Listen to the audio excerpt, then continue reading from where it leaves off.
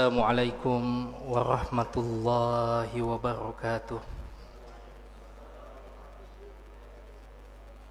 Alhamdulillahi rabbil alamin. Nahmaduhu wa nasta'inuhu wa nastaghfiruh. Wa na'udzu billahi min syururi anfusina wa min sayyiati a'malina. May yahdihillahu fala mudhillalah wa may yudlil fala hadiyalah. Asyhadu an la ilaha illallah wahdahu la syarikalah wa asyhadu anna Muhammadan abduhu wa rasuluhu al-mab'utsu rahmatan lil alamin. Allahumma salli wa sallim ala sayyidina Muhammad wa ala alihi wa sahbihi wa man tabi'ahum bi ihsanin ila yaumiddin. Allahumma aftah lana qulubana wa alhimna rushdana wahdina siratakal mustaqim. Inna nas'aluka ilman nafi'an wa imanan thabitan wa yakinan rasikhan wa qalban khashi'an wa lisanan dhakiran wa rizqan halalan tayyiban wa amalan salihan mutaqabbala.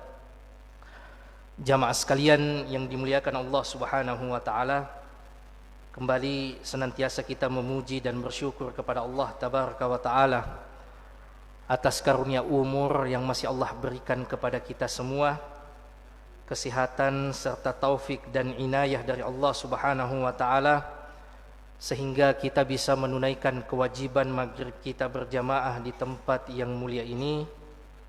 Dan sambil menunggu masuknya waktu Isya, kita lanjutkan pelajaran kita seputar akhlak dan kepribadian Sayyidina Muhammad sallallahu alaihi wasallam, riwayat-riwayat seputar kepribadian dan keseharian beliau yang dihimpun oleh Al-Imam At-Tirmidzi rahimahullah dalam kitabnya Syama'ilun Nabi sallallahu alaihi wasallam atau kitab Asy-Syama'il An-Nabawiyah wal Khisal Al-Mustafawiyah. Kita masih berada di bab yang ke-40 jamaah sekalian, bab seputar ibadah Rasulullah sallallahu alaihi wasallam, khususnya ibadah malam beliau. Dan yang dimaksud ibadah di sini jamaah sekalian oleh Imam At-Tirmidzi adalah salat malamnya Rasulullah sallallahu alaihi wasallam.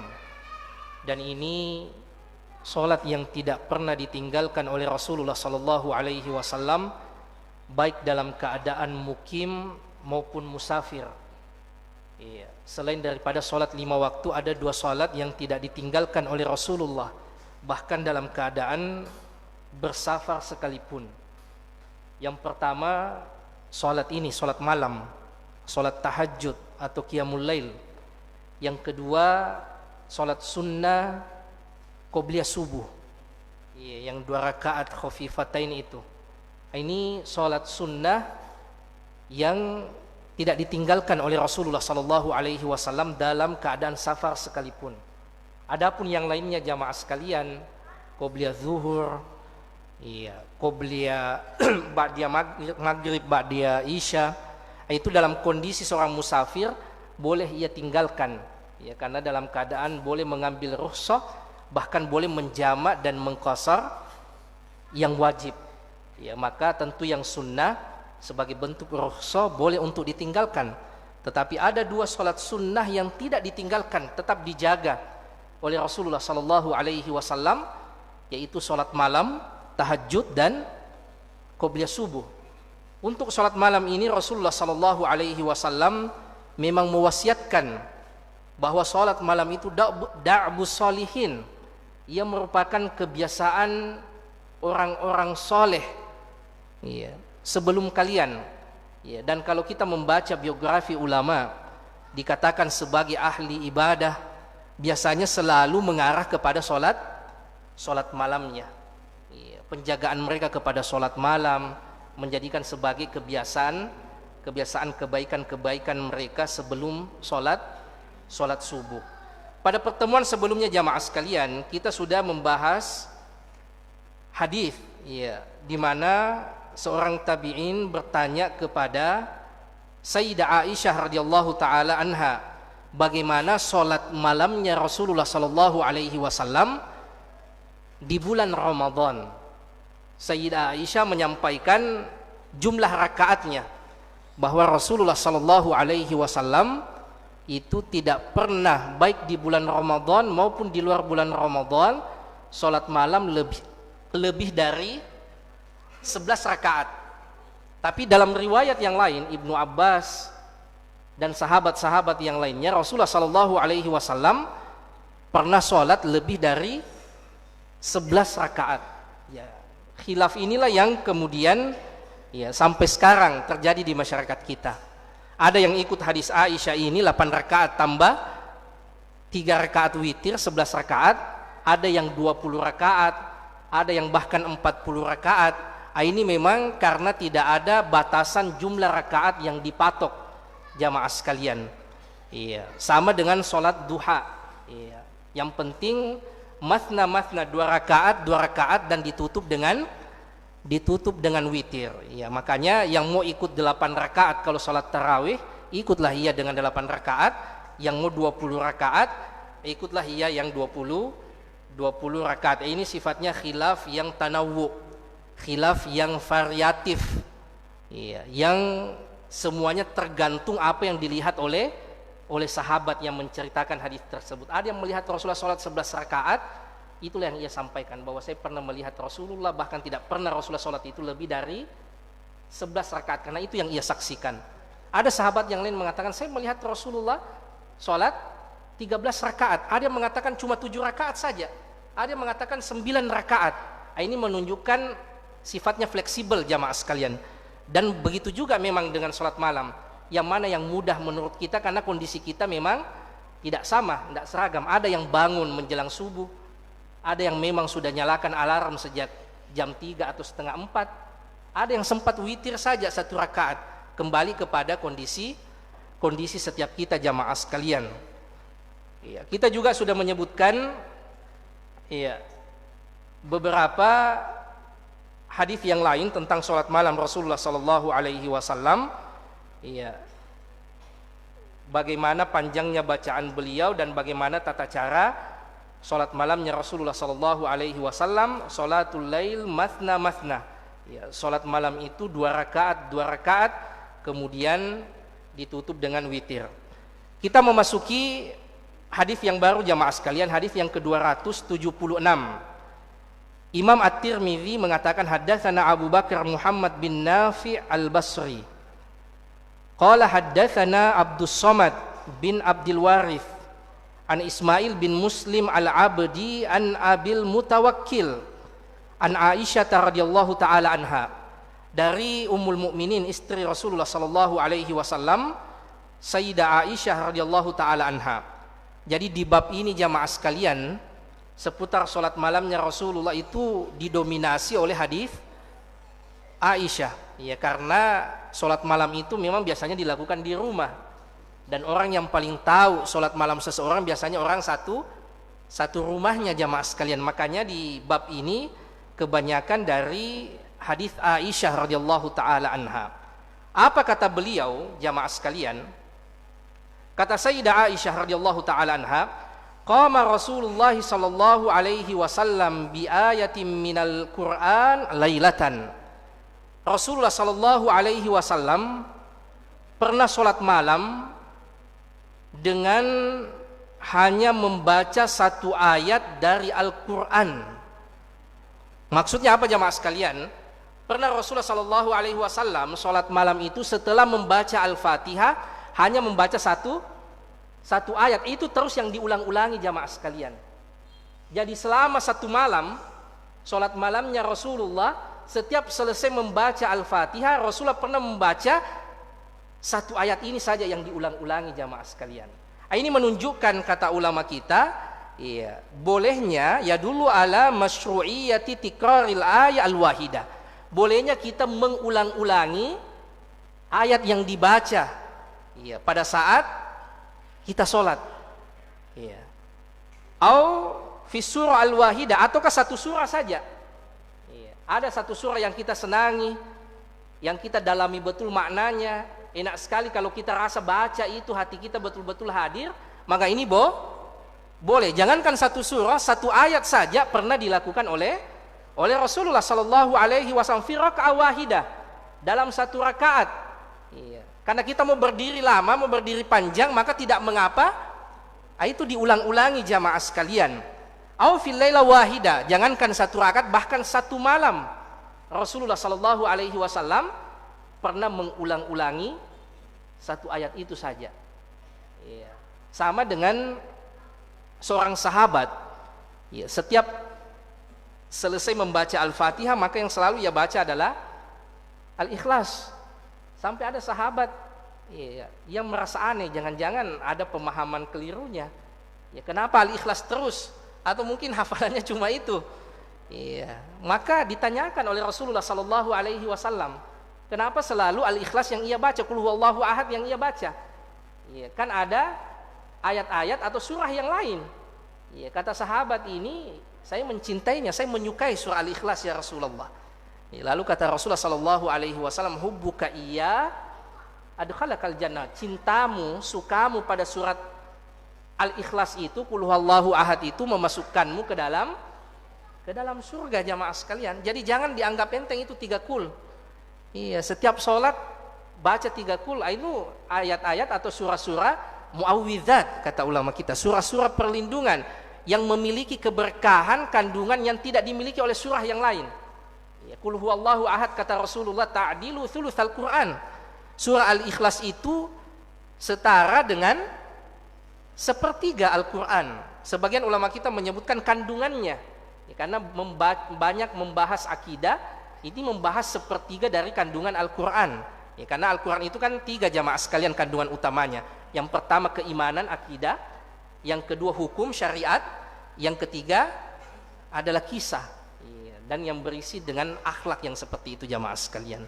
Ada yang mengatakan pahalanya seperti membaca sepertiga dari Al-Quran. Membaca 3 kali Qul huwallahu ahad, itu pahalanya setara dengan orang yang khatam Al-Quran.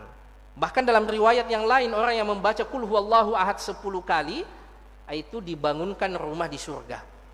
Iya. Ada sahabat yang saking cintanya dengan Al-Ikhlas itu terus yang ia baca. Dan ternyata Rasulullah bukan cuma satu surah, bahkan satu ayat itu saja yang ia ulang-ulangi. Pernah suatu malam kata Sayyidah Aisyah, bi ayatin wahidah, hanya 1 ayat saja yang beliau ulang-ulangi. Inilah yang disebutkan oleh Imam Ibnul Qayyim. Dan sebelumnya di riwayat Imam Ahmad, Abu Dzar juga meriwayatkan yang sama, anna Nabiya sallallahu alaihi wasallam shalla lailatan. Rasulullah sallallahu alaihi wasallam salat di malam hari, faqara'a bi ayatin. Rasulullah hanya baca ayat saja, hatta asbaha, sampai Rasulullah tiba menjelang subuh. Cuma 1 ayat saja yang diulang-ulangi kata Abu Dzar. Ayat apa itu? In tu'adzibahum fa innahum ibaduk. Ya Allah, kalau engkau mengadab mereka, menyiksa mereka, sesungguhnya mereka adalah hamba-hambamu. Wa in taghfir lahum fa innaka antal azizul hakim.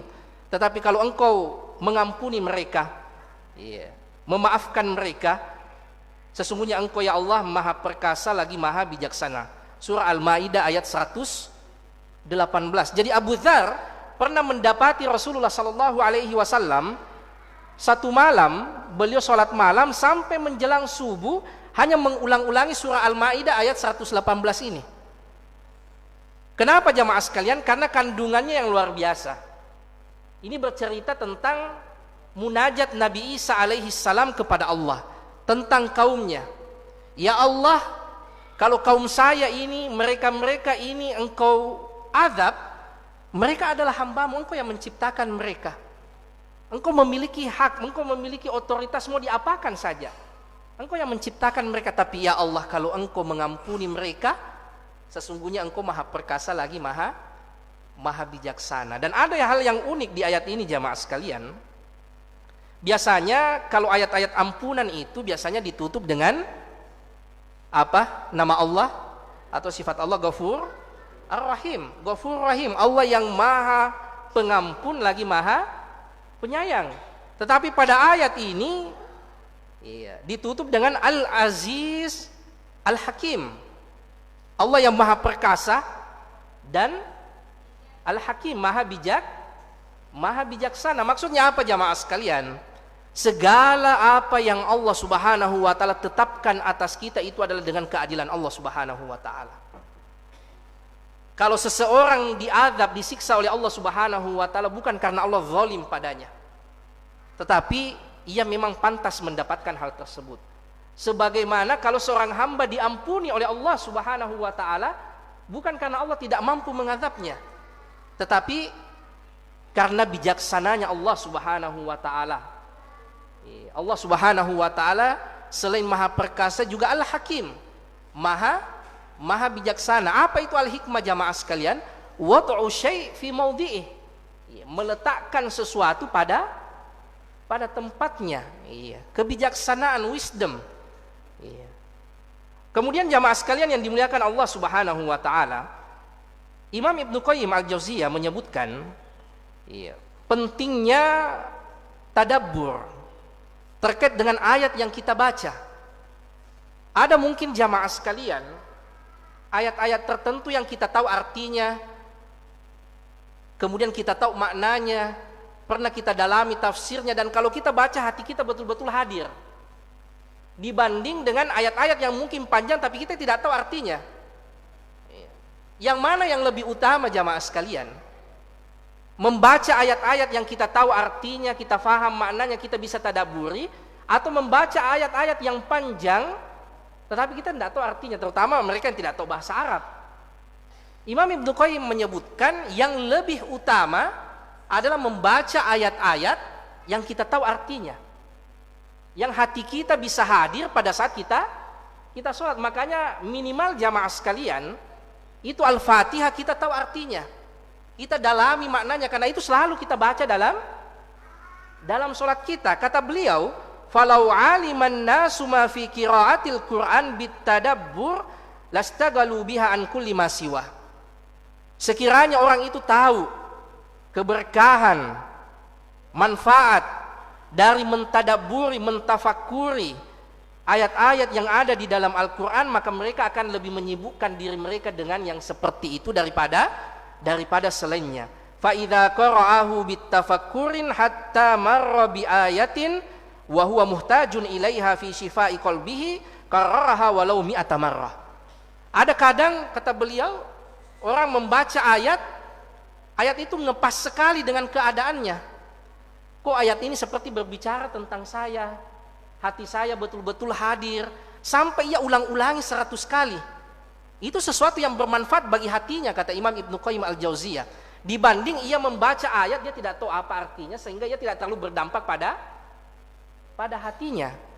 Makanya jamaah sekalian, wallahu taala alam, yang mana yang lebih utama, sholat tarawih yang panjang tetapi hati tidak hadir, dibanding dengan sholat tarawih mungkin tidak terlalu panjang tetapi hati tenang, khusyuk, hati lebih hadir. Kalau menurut Ibnu Qayyim, lebih tepat, lebih bagus, yang penting hati hadir, daripada sholat tarawih atau sholat umumnya yang panjang tetapi hati tidak hadir. Kita tidak pahami apa maknanya, kita tidak tahu apa kandungan ayat tersebut, sementara ada ayat-ayat tertentu yang kita tahu dengan baik kandungannya. Faqarahu ayatin bitafakkur khairun min qiraati khatmatin bi ghairi tadabbur wa tafahum. Masya Allah, kata beliau, membaca satu ayat tapi penuh dengan tadabbur, hati hadir, bahkan kadangkala sampai meneteskan air mata karena ia tahu apa kandungan yang ia baca, itu lebih baik daripada ia mengkhatamkan Al-Quran, kata Ibnu Qayyim, daripada ia tidak tahu apa sebenarnya yang ia baca. Yang ia baca. Ini pentingnya jamaah sekalian, kita menghadirkan hati kita pada saat membaca Al-Quran, terutama pada saat kita sholat. Wa anfa'alil qalbi wa ada ila husulil iman, dan itu lebih bermanfaat bagi hati. Membaca ayat-ayat yang kita tahu maknanya, yang kita fahami artinya, itu lebih bermanfaat bagi hati dan bermanfaat bagi keimanan kita.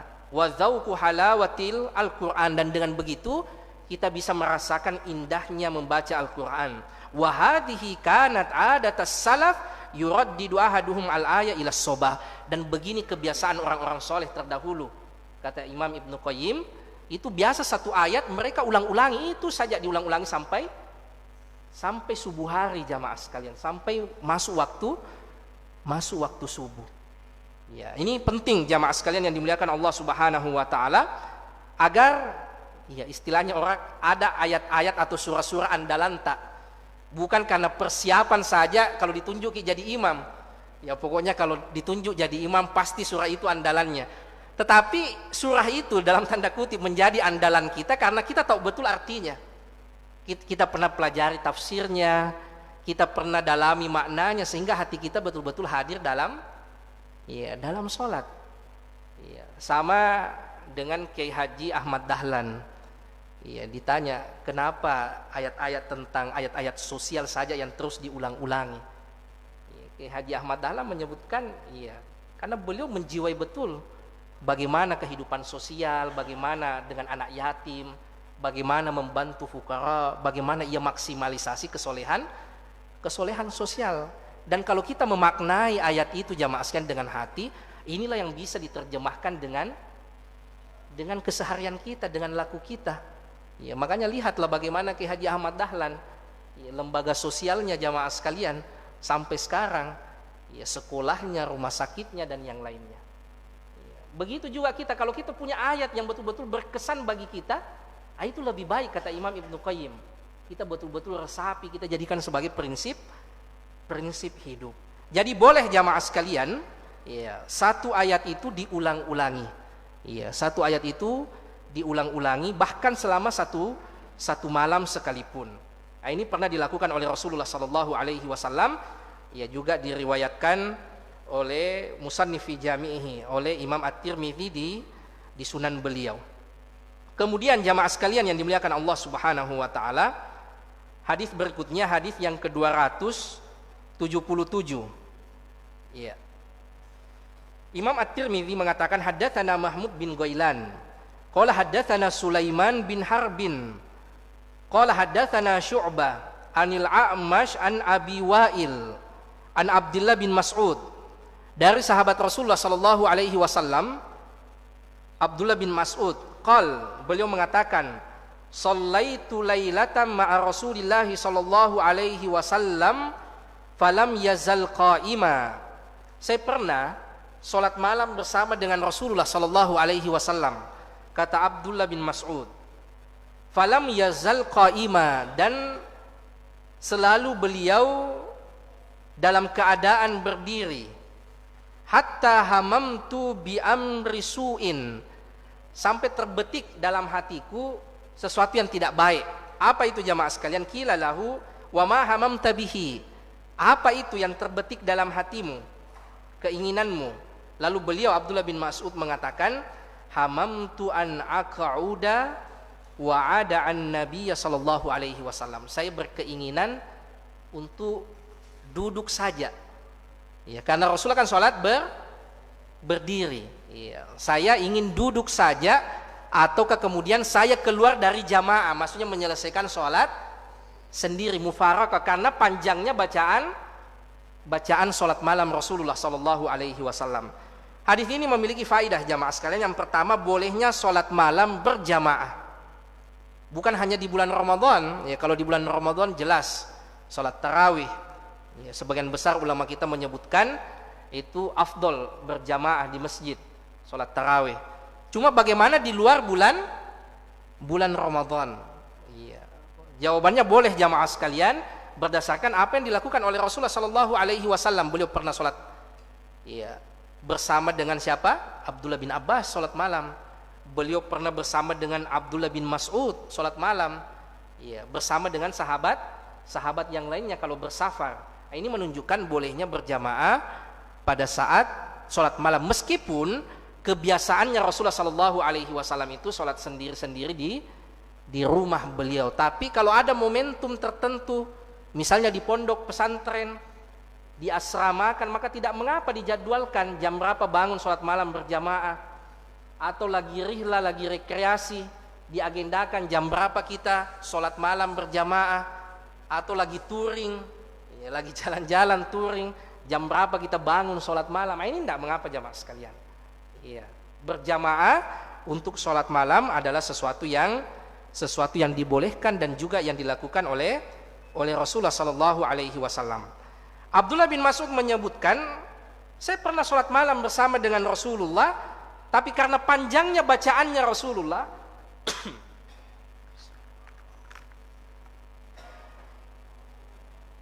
saya sampai berkeinginan sesuatu yang tidak baik.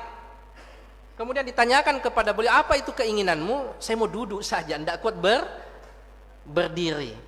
Ataukah saya mau mufarakah, saya mau keluar saja dari jamaah, biarkan saya menyelesaikan sholatku sendiri.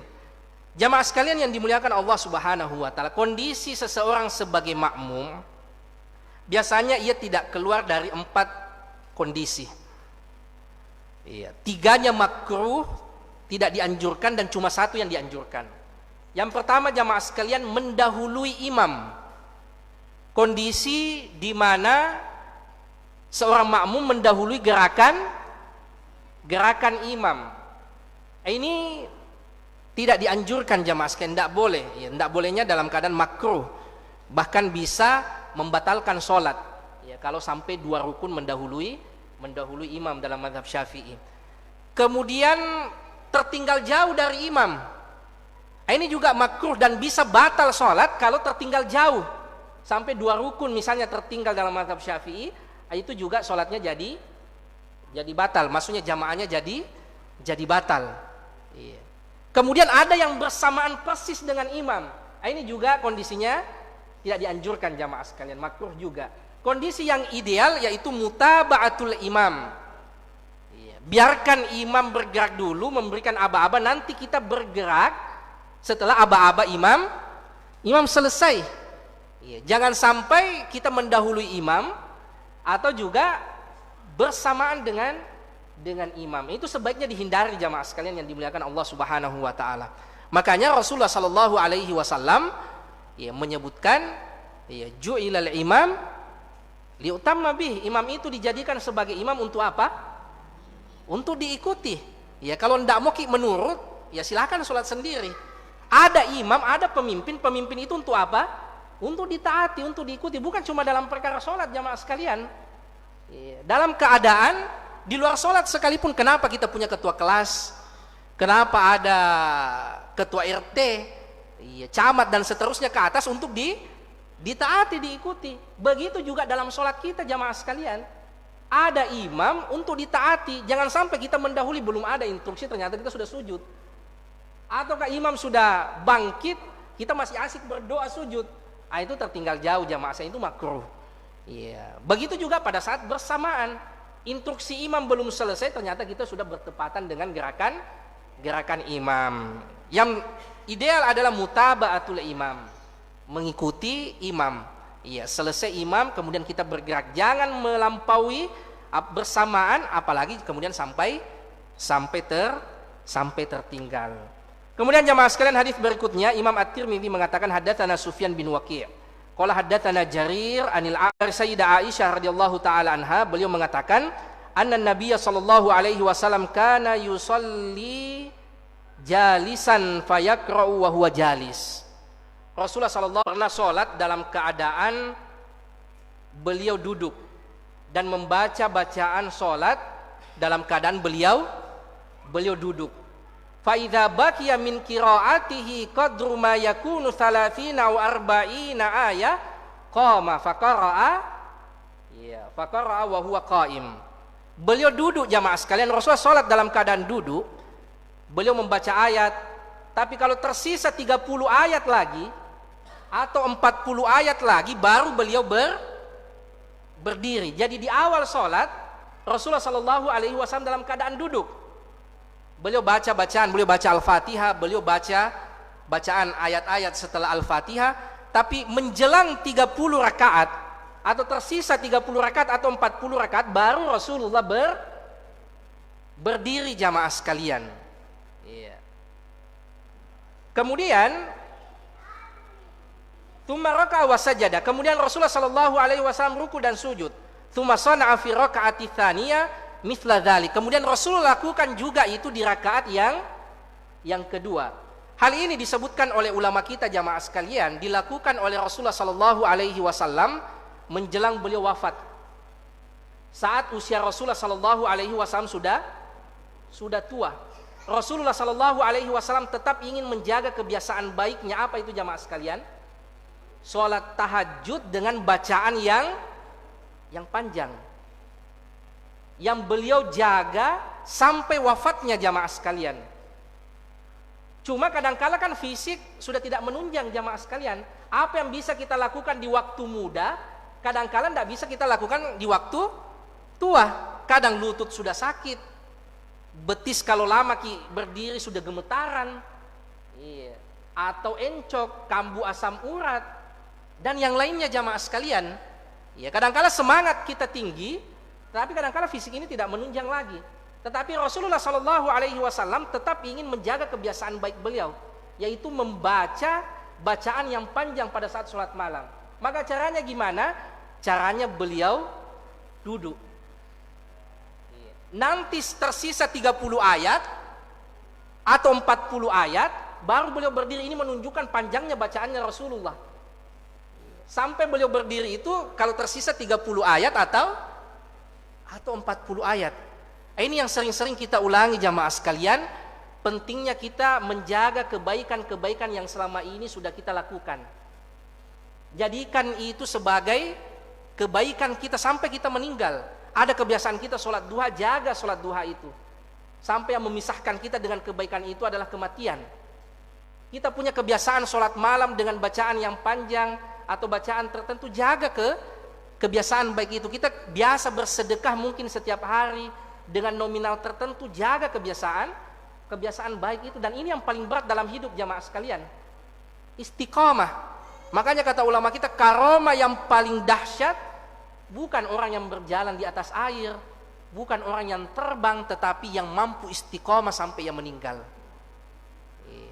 Ini yang berat, karena iman naik turun, hati kadang berubah-ubah. Tetapi orang yang mampu menjaga kebaikan-kebaikan yang selama ini ia lakukan, itu yang berat jamaah sekalian. Kadang timbul kemalasan, orang juga tidak sampai begini ji. Bisa juga begini, tidak wajib juga.